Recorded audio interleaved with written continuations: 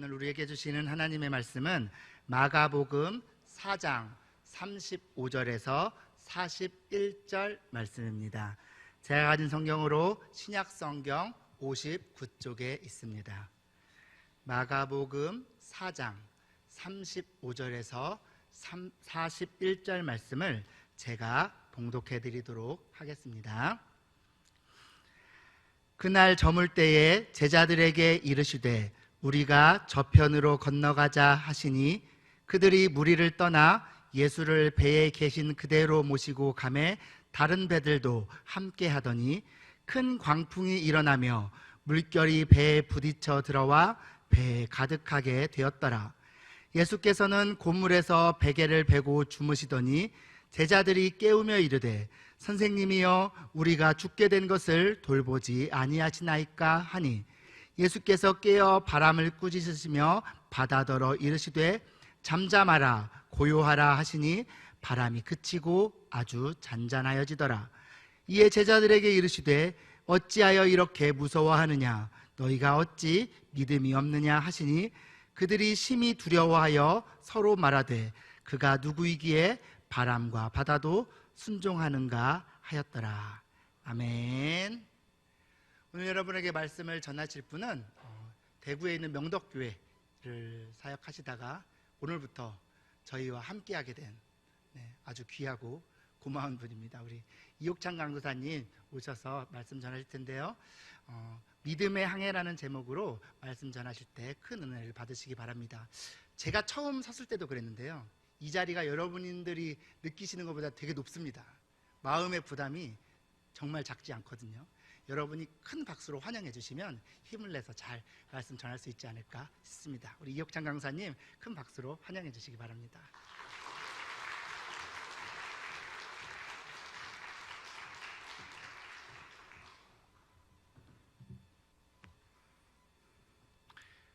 안녕하세요. 반갑습니다.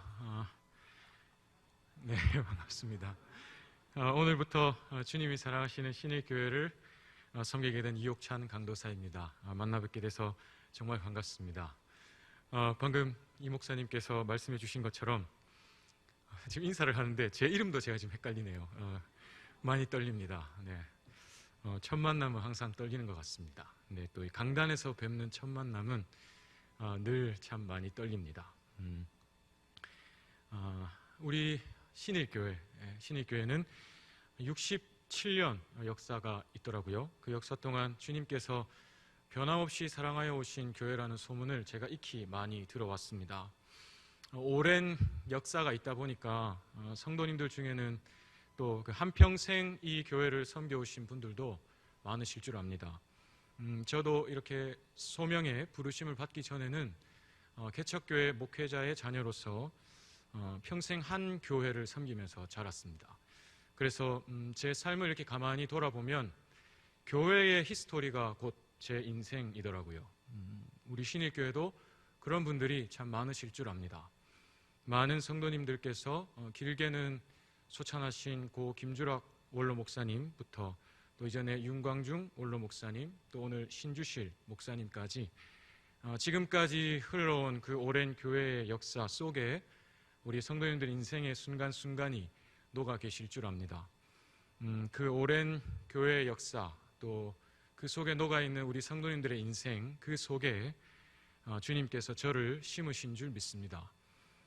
저를 이옥찬이라고 하는 한 자녀를 종으로 부르신 주님께서 사랑하시는 또 신일교회를 위해서 종으로 부르신 저를 심으신 줄 믿습니다.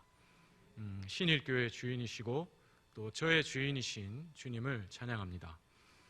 앞으로 하나님 나라의 이야기, 또 신일교회와 또 그 속에 녹아있는 우리 각자의 인생의 이야기들을 저와 여러분이 함께 아름답게 써내려갈 수 있기를 진심으로 소원합니다. 오늘은 아주 특별한 주일입니다. 물론 특별하신 주님을 예배하는 날이기 때문에 모든 주일이 사실 특별한 날이지만 오늘은 위드 코로나가 국가적으로 시행되고 처음으로 맞는 주일이기 때문에 또 뭔가 특별합니다. 저는 지난주까지 대구에서 사역하다 왔기 때문에 서울 경기에서는 지금까지 어떻게 예배를 드려왔는지 구체적으로는 잘 알지 못합니다. 하지만 이렇게 오늘 오전에도 제가 예배들을 드렸는데요. 많은 인원이 한 자리에서 예배 드리는 것은 아주 오랜만이라고 들었습니다.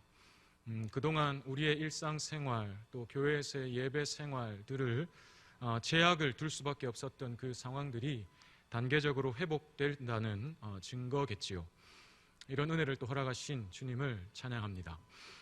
근데 위드 코로나가 시행되기 전까지 지난 한 1년 9개월여를 돌아보면 참 다사다난했습니다.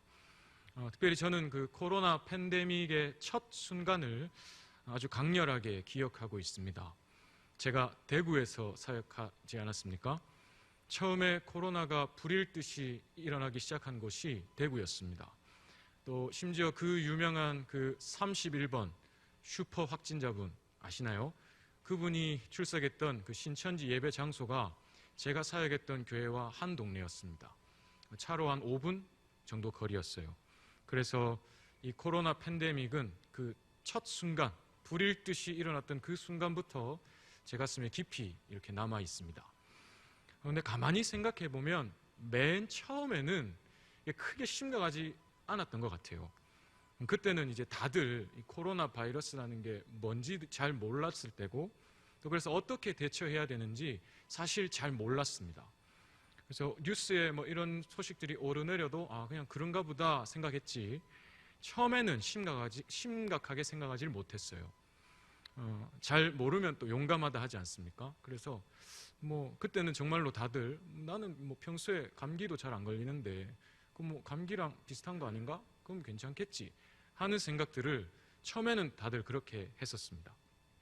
근데 이게 알고 보니까 그런 게 아닌 거죠. 전염 속도가 엄청나다, 너무 파괴력이 대단하다, 후유증이 또 심하다, 뭐 이렇게 점점 그 코로나의 심각성에 대해서 알게 되니까 이게 심각한 거구나 생각이 들었습니다. 그리고 좀 있으니까 이제 대구 전체가 거의 셧다운이 되더라고요. 정말로 거리에 사람도 차도 보기 힘들게 되었습니다. 아주 어린 아기부터 어르신들까지 전부 모든 사람이 그때부터 마스크를 쓰고 다녔습니다. 문제의 심각성, 이 코로나가 참 심각하다라는 걸 알게 될수록 점점 그에 대한 두려움도 더 크게 느끼게 된 것이죠. 근데 사랑하는 여러분, 우리의 인생도 마찬가지인 것 같습니다. 인생을 살다 보면 우리에게 반드시 문제가 닥쳐옵니다. 물질의 문제, 질병의 문제, 관계의 문제, 진학과 진로의 문제, 우리의 인생에 반드시 무언가 문제들이 닥쳐옵니다. 그럴 때 그렇게 문제들이 우리의 인생, 내 눈앞에 닥쳐올 때 우리의 마음에 엄습하는 감정이 있죠. 두려움이라는 감정입니다. 왜 그렇습니까? 왜 문제들이 닥쳐올 때 우리의 가슴에 두려움이라는 게 엄습합니까? 인생의 문제들은 언제나 내가 모르게 닥쳐오기 때문입니다. 내가 모르게 닥쳐와서 내가 알 수 없는 방향으로 문제들이 흘러가거든요. 그래서 내가 이 문제에 대해서 잘 모른다는 사실 때문에 우리 마음에 두려움이 엄습합니다. 예전에 제가 군대에 있을 때 6.25 전쟁 또 베트남 전쟁에 참전하셨던 아주 오랜 그 선배 군인께서 훈련소에 오셔서 강연을 하신 적이 있었습니다. 근데 그때 마지막에 누가 이런 질문을 했어요. 그 선배 군인께 전쟁에 참전하셨었는데 전쟁에 실제로 나갔을 때 가장 힘든 게 무엇입니까? 라는 질문이었습니다. 근데 그때 선배분이 하셨던 그 대답, 아주 짧은 대답이었는데 제가 잊혀지지가 않아요. 언제 어떤 상황이 일어날지 모른다는 게 가장 힘들다는 거였습니다. 훈련은 아무리 힘든 훈련이라도 내가 이 훈련의 내용을 알고 또 훈련이 언제 끝날지를 알기 때문에 조금만 버티자, 이것만 버티면 된다, 이걸 할 수 있는데 전쟁은 그게 아니잖아요. 언제 어디서 적이 공격해올지 모르고 또 지금 이 상황이 언제 끝날지도 우리가 알 수 없지 않습니까? 그래서 그 모른다는 상태, 언제 어떻게 문제가 터지고 어떻게 흘러갈지 모르는 그 모른다는 상태 속에 내가 계속 갇혀 있는 거, 그게 정말로 힘들다는 거였습니다. 그래서 실제로 그것 때문에 언제 닥쳐올지 모르는 그것 때문에 항상 긴장하고 두려운 그것 때문에 사람이 실제로 돈다고 하더라고요. 전쟁에 나가 있으면. 근데 여러분, 이렇게 우리가 문제가 닥쳐올 때 이 문제의 시기, 또 문제의 향방, 이걸 모를 때 우리가 두려움을 가지게 됩니다. 그럼 여러분, 그러면 문제의 시기, 또 문제의 향방을 우리가 알면, 이거 우리가 알기만 하면 우리 마음에 두려움이 생기지 않을까요? 언제 어떤 문제가 나에게 생길지 내가 미리 알고, 혹은 이 문제가 얼마나 또 심각하고 또 이 문제가 어떻게 흘러가고 어떻게 악화될지를 내가 하나하나 미리 다 알고 있다고 한다면, 그럼 우리 가슴에, 우리 마음에 두려움이 사라지겠습니까? 그렇지 않습니다. 앞에서 제가 말씀드렸지만 코로나에 대해서 잘 모를 때보다 오히려 코로나에 대해 알면 알수록 점점 더 두려움이 커졌어요. 만약에 하나님께서 내 앞에 닥쳐오는 물질의 문제, 질병의 문제, 관계의 문제, 진압과 진로의 문제, 여러 가지 그 문제에 대해서 조목조목 상세하게 팩트 그대로 저에게 알려주신다면, 그러면 우리 마음에 두려움이 사라지겠습니까? 때때로 우리가 그렇게 기도하잖아요. 하나님, 도대체 내가 어떻게 될지 모르겠습니다. 미리 좀 알려주십시오. 그렇게만 하면 제가 좀 덜 힘들 것 같습니다. 그렇지 않을 겁니다. 만약에 하나님이 그런 어려움들을 조목조목 알려주신다면 오히려 그만큼 조목조목 상세하게 더 깊은 두려움이 우리에게 임할 겁니다. 따라서 문제 앞에서 문제가 닥쳐올 때 그 문제 때문에 우리에게 두려움이 임하는 근본적인 이유는 우리가 문제를 모르기 때문도 아니고 문제를 알기 때문도 아닙니다. 문제를 몰라서 두려움이 임하는 거면 우리가 문제를 알면 그 두려움이 사라져야 되는데, 문제를 알면 알수록 두려움이 더 커지잖아요.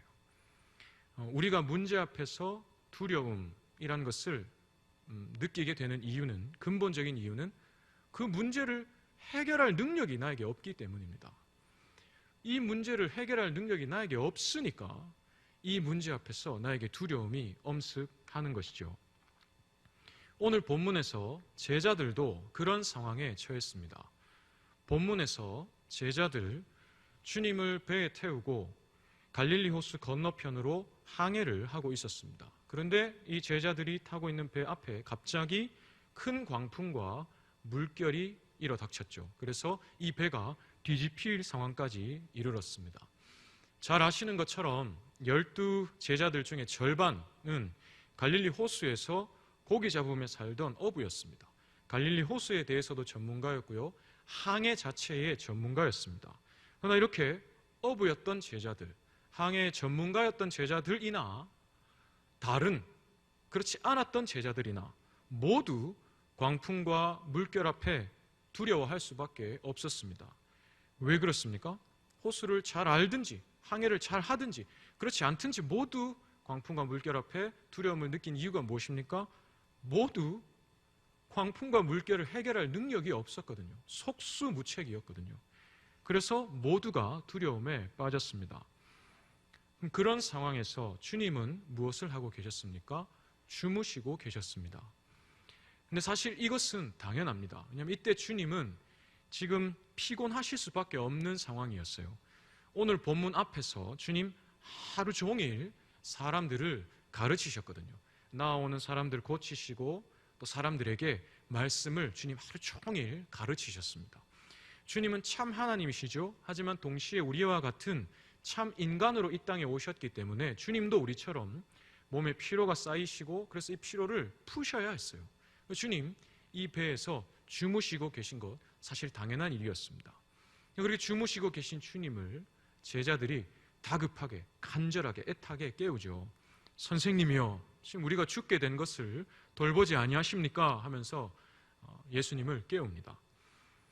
지금 이 제자들의 말, 선생님이여 우리가 죽게 된 것을 돌보지 않으십니까? 하시는 이 제자들의 이 다급한 부름에서 제자들이 느꼈던 두려움을 우리가 볼 수 있습니다. 지금 제자들은 그냥 단순하게 겁을 먹은 정도가 아니고 진짜 지금 우리가 죽게 됐다, 우리 진짜 여기서 인생이 끝나겠다 하는 실제적인 두려움을 느끼고 있었습니다. 그 두려움, 우리가 도저히 해결할 수 없는 속수무책의 광풍과 물결이 우리 앞에 들이닥친 이 현실, 내가 해결할 수 없는 이 문제 때문에 실제적인 두려움이 제자들의 마음을 완전히 덮은 것이죠. 제자들의 그 다급한 소리를 들으시고 주님 깨어나셨습니다. 그리고 상황을 정리하시죠. 근데 주님이 상황을 정리하시는데 정말 간단히 상황을 정리하십니다. 본문 39절에 이렇게 기록되어 있습니다. 간략하게 기록해요. 예수께서 깨어 바람을 꾸짖으시며 바다더러 이르시되 잠잠하라 고요하라 하시니 바람이 그치고 아주 잔잔하여지더라. 주님이 말씀 한마디로 바람과 바다를 잔잔케 해버리십니다. 방금 전까지 제자들, 선생님 지금 우리 다 죽게 생겼습니다, 두려워하면서 주님을 막 애타게 막 깨우던 그 제자들의 그 다급한 두려움, 그 모습이 좀 허무하고 민망하리만큼 주님 너무 간단하게 모든 상황을 정리해 버리세요. 근데 그렇게 하신 후에 주님이 40절에서 제자들을 이렇게 꾸짖으십니다. 41절에 이에 제자들에게 이르시되 어찌하여 이렇게 무서워하느냐 너희가 어찌 믿음이 없느냐 하시니. 주님 제자들을 꾸짖으십니다. 무엇을 꾸짖으시나요? 제자들이 광풍과 물결을 두려워했던 것을 꾸짖으십니다. 너희가 어찌 이렇게 무서워하느냐, 두려워한 사실을 꾸짖으십니다. 주님 좀 너무하신 것 같죠? 제자들이 사실 광풍과 물결 앞에서 두려워한 것은 인지상정입니다. 광풍과 물결을 해결할 능력이 제자들에게 없으니까요. 그 앞에 두려움을 느끼는 건 참 당연한 일인데 주님이 그걸 꾸짖으십니다. 너무하신 것 같아요. 하지만 주님의 말씀을 끝까지 자세히 보면 주님이 제자들을 꾸짖으신 진짜 이유를 볼 수 있습니다. 주님 제자들에게 너희가 어찌 믿음이 없느냐 꾸짖으십니다. 주님이 지금 제자들이 두려워하는 것과 믿음이 없는 것을 동일하게 말씀하시죠.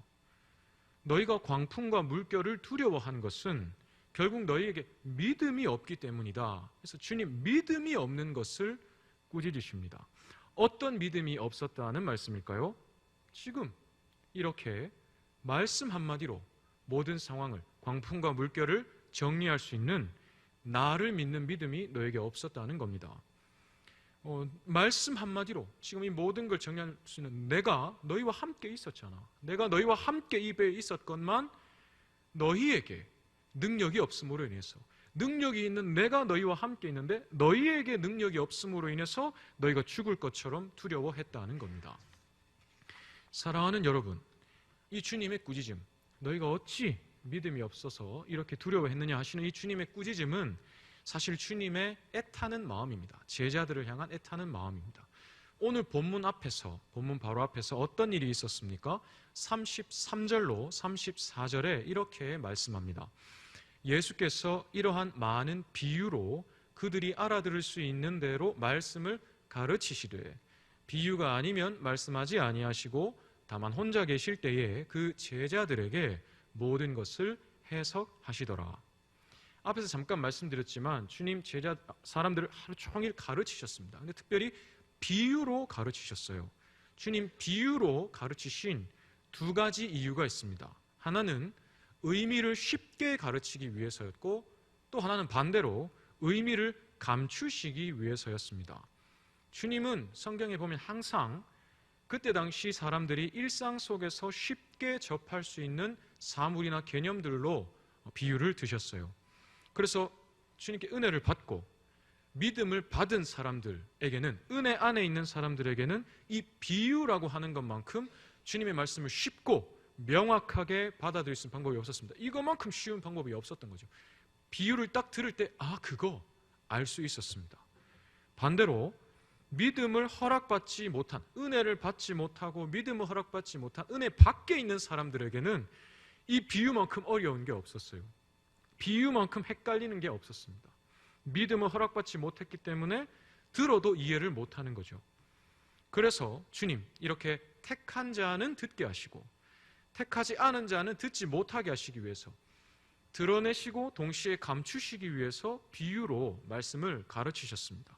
근데 그 중에서도 특별히 제자들은 주님 홀로 따로 떼어서 따로 비유의 의미를 주님이 친히 해석하여서 가르쳐주기까지 하셨습니다.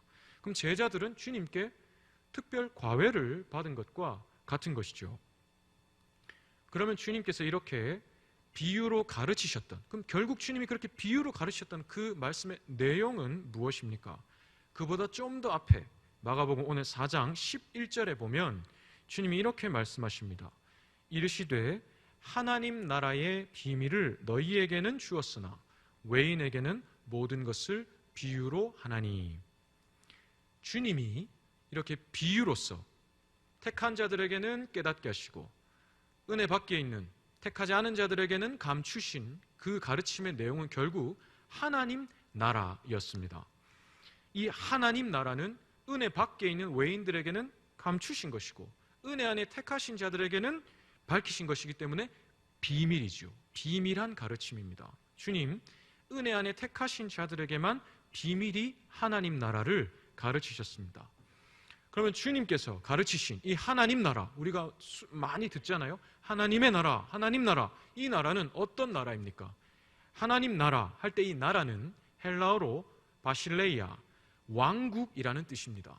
절대적인 권력을 가진 왕이 통치하는 왕정, 왕의 국가, 왕국입니다. 그러니까 결국 하나님 나라는 하나님께서 절대적인 권력으로 하나님께서 왕으로 통치하시는 하나님의 왕국인 거죠. 그럼 하나님이 왕으로 통치하시는 이 하나님의 나라는 어떤 모습으로 나타납니까? 주님께서 이 땅에서 행하셨던 일들이, 주님이 이 땅에서 행하셨던 일들의 모습이 하나님 나라의 모습을 보여줍니다. 주님이 이 땅에 계실 때 주님이 가시는 곳마다 어떤 일이 있었습니까? 귀신이 떠나갔습니다. 병든 자가 고침을 받았고요, 줄인 자는 배부름을 얻었습니다. 슬픔이 기쁨으로 바뀌었고요, 고통이 찬양으로 바뀌었고, 불안이 평안으로, 결핍이 만족으로 바뀌었습니다. 주님이 계신 곳에는 죄가 왕노릇할 때에 일어나는 모든 비정상적인 상태들이 물러가고 하나님이 왕으로 통치하실 때 말미암는 정상적인 상태들이 회복되었습니다. 귀신 떠나가고 질병 떠나가고 모든 문제 떠나가고 하나님이 다스리실 때 임하는 평안, 만족, 기쁨만이 임하는, 다시 말해 하나님 나라가 임하였습니다. 주님이 계시는 곳마다 하나님이 왕 되신 하나님 나라의 모습이 나타난 거죠. 주님 결국 이 땅에서 이 일을 하셨습니다. 곳곳을 다니시면서 계시는 곳마다 그곳에 하나님 나라 보여주시고 하나님 나라 가르쳐주시고 하나님 나라 그곳에 임하게 하셨습니다. 그리고 이 모든 일들을 제자들은 주님 바로 곁에서 다 목격했습니다. 심지어 특별 과외까지 받았고요. 그런데 그런 제자들에게 지금 오늘 이 배 위에서 믿음이 없는 겁니다. 주님 그렇게 보이셨고 그렇게 가르치셨는데 믿음이 없어요. 그러니 지금 주님 애타는 마음으로 제자들에게 말씀하시는 것이죠. 사랑하는 여러분, 지금 제자들이 타고 있는 이 배에 누가 타고 계십니까? 주님이 타고 계십니다. 그러면 지금 주님이 타고 계신 이 배에 무엇이 임한 것과 같습니까? 하나님 나라가 임한 것과 같습니다. 아까 앞에서 주님이 계시는 곳마다 하나님 나라가 임하였잖아요. 그럼 지금 주님이 이 배에 계시니 주님 계신 이 배에 하나님 나라가 임한 것입니다. 주님의 또 다른 이름 임마누엘이죠. 임마누엘의 뜻은 하나님이 우리와 함께 계시다입니다. 지금 주님이 이 배에 임마누엘 해 계시니, 주님 이 배에 함께 계시니 하나님이 왕으로 통치하시는 하나님 나라가 이 배에 임한 것입니다. 따라서 아무리 광풍과 물결이 이 배에 몰아쳐도 이 배는 변함없이 하나님 나라입니다. 왜 그렇습니까? 이 배에 주님이 계시잖아요. 따라서 제자들이 광풍과 물결 앞에서 가질 것은 두려움이라고 하는 비정상적인 상태가 아니라 믿음이라고 하는 정상적인 상태였습니다. 지금까지 제자들이 주님과 함께 다니면서 보았던 그거, 주님 계신 곳마다 일어났던 모든 죄가 왕노릇할 때 일어나는 비정상적인 상태들 물러가고 하나님 왕 되실 때 일어나는 하나님 나라의 모습들이 일어났던 그 모든 그 사건처럼 지금 우리가 있는 이 광풍과 물결이 몰아치는 이 배에도 그것과 똑같은 일이 일어날 것이라고 하는 믿음이 제자들에게 있어야 했습니다. 사랑하는 여러분, 우리도 마찬가지입니다. 우리도 인생의 문제들 앞에서 두려움이 아니라 주님을 믿는 믿음을 가져야 합니다. 주님이 나와 함께 계시지 않습니까? 그럼 하나님 나라가 나에게 임한 것입니다. 따라서 인생의 문제 앞에 우리가 할 일은 다만 주님을 찾는 것입니다. 오늘 본문에서도 주님 제자들을 꾸짖으셨지만 제자들이 주님을 깨운 것 자체를 꾸짖으신 게 아닙니다. 제자들은 오히려 주님을 깨워야 했습니다. 주님께만 이 광풍과 물결을 해결할 능력이 있으니까요. 제자들이 주님을 깨운 것은 잘한 일입니다. 해야만 했던 일입니다. 다만 제자들은 죽을까 두려워할 필요가 없었습니다. 능하신 주님, 우리에게 하나님 나라가 임하게 하신, 우리와 함께 계시는 이 주님을 믿는 믿음으로 지금까지 우리가 보았던 것처럼 오늘 이 배에서도 똑같은 일이 일어날 것이라고 하는 그 믿는 믿음으로 담대히 주님 일어나 주십시오, 하나님 나라가 임한 증거를 우리에게 보여주십시오 하면 되는 것이었습니다. 우리도 이래야 하는 것이죠.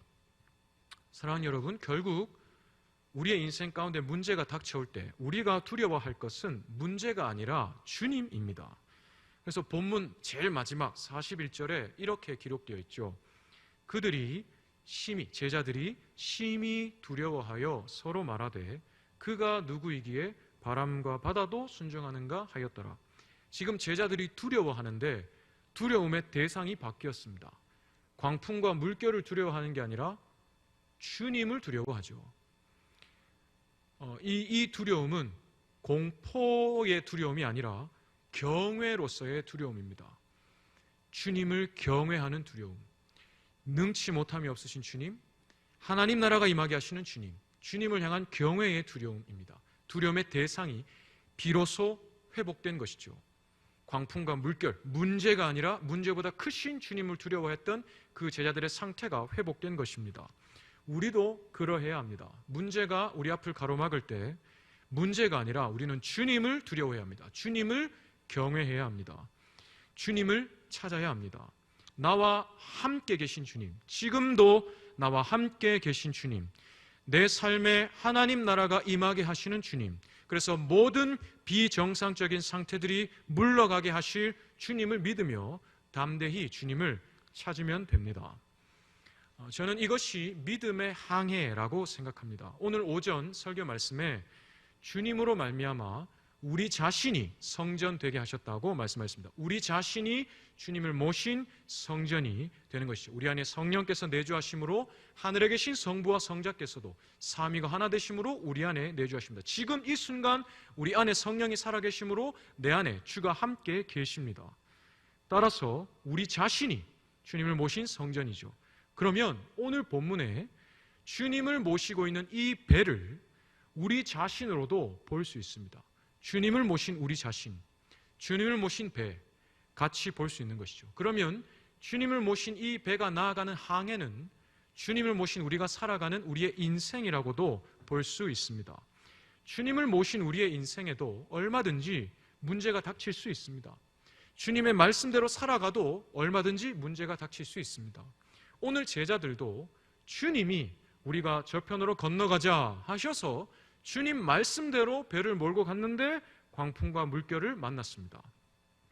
이렇게 때로는 주님께서 오히려 우리를 광풍과 물결, 어떤 문제 속으로 이끌어 가시기도 합니다. 왜냐하면 주님, 우리의 믿음 없음, 때로는 우리가 믿음이 약하여지고 이 은혜를 잊어버려서 우리 안에 믿음이 없는 상태가 되었을 때, 그 상태가 다시 믿음 있는 상태로 회복되어야 할 때 우리의 그 믿음 없음을 우리가 깨닫게 하시기 위해서, 그래서 우리가 다시금 믿음의 항해를 나아가게 하시기 위해서 때로는 주님께서 우리를 광풍과 물결 속으로, 문제 속으로 이끌어 가십니다.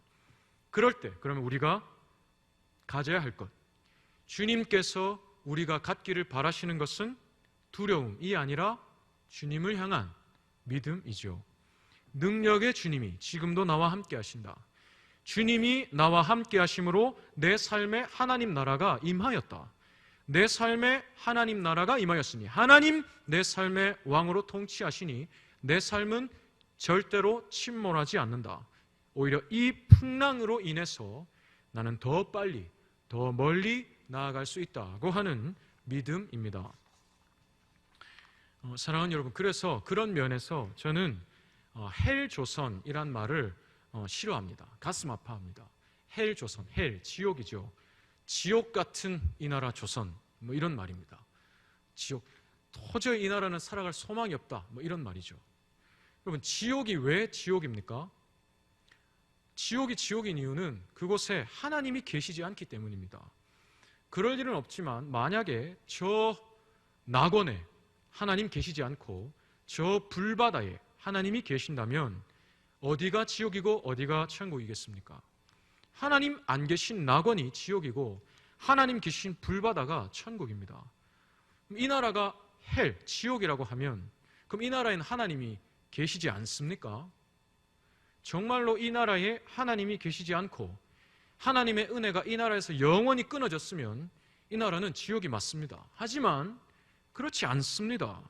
이 나라에 주님이 함께 하시고 이 나라에 그래서 하나님 나라가 임하여 있습니다. 주님을 안에 모신 우리, 또 우리의 공동체, 우리가 이루는 이 하나님 나라, 이 존재 자체가 이 나라에 주님이 함께 하신다는 증거 아니겠습니까? 세상은 그렇게 말할지라도, 헬조선 이렇게 말할지라도 우리는 그런 세상 속에서 주님의 존재를 말할 수 있고 하나님 나라를 증거할 수 있어야 합니다. 어디든지 그렇습니다. 우리 가정에 주님 함께 계시죠? 우리 가정에 하나님 나라 임한 것입니다. 우리 직장에 주님 함께 계시죠? 우리 직장에 하나님 나라 임한 것입니다. 주님이 내 속에 함께 계시고 주님이 함께 하시는 내가, 내 가정, 내 직장에 존재하니 주님이 함께 하시는 내가 존재하는 그곳에 주님으로 말미암아 하나님 나라가 임한 것입니다. 우리 교회도 마찬가지죠. 주님이 우리 교회와 함께 하시니 우리 교회에도 하나님 나라가 임한 것입니다. 올해 우리 교회 표어가 교회여 일어나라입니다. 마태복음 16장에서 주님, 내가 이 반석 위에 내 교회를 세우리니 말씀하셨습니다. 이 반석 위에 교회가 일어나리니 말씀하셨어요. 주님이 이 말씀을 하신 배경이 무엇입니까? 베드로가 주는 그리스도시요 살아계신 하나님의 아들이십니다 라고 고백할 때 그 고백 후에 주님이 이 말씀을 하셨습니다. 주님의 교회는 이 고백, 예수를 주로 믿는 이 고백 위에 세워집니다. 교회가 예수를 주로 고백할 때 주님 그 교회와 함께 하십니다. 주님이 함께 하시는 그 교회에 하나님 나라가 임합니다. 하나님 나라, 하나님이 왕으로 통치하시는 나라가 그 교회에 임합니다. 교회에 하나님 나라가 임하면 하나님이 왕으로 교회를 통치하시면 음부의 권세가 교회를 이길 수 없습니다. 하나님이 왕으로 통치하시는데 감히 누가 그 나라를 이기겠습니까?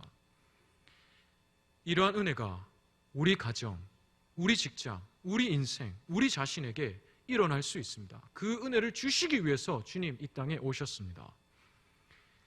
말씀을 마무리하겠습니다. 사랑하는 여러분, 우리의 인생에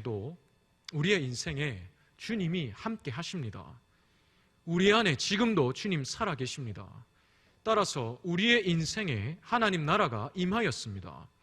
하나님이 우리의 인생을 왕으로 통치하십니다. 그러니 우리의 인생은 어떤 문제에도 침몰하지 않습니다. 문제가 닥쳐올 때 우리는 문제보다 크신 주님을 믿고 문제가 아니라 주님을 두려워하며 주님을 경외하며 주님을 찾을 수 있기를 간절히 소원합니다. 우리 자신이 성전 되게 하셨다고 했습니다. 우리가 성전, 우리가 주님의 교회, 우리가 주님을 향한 믿음을 참되게 고백할 때 주님 그 고백 위에 우리를 세우십니다. 음부의 권세가 우리를 이기지 못하게 하십니다.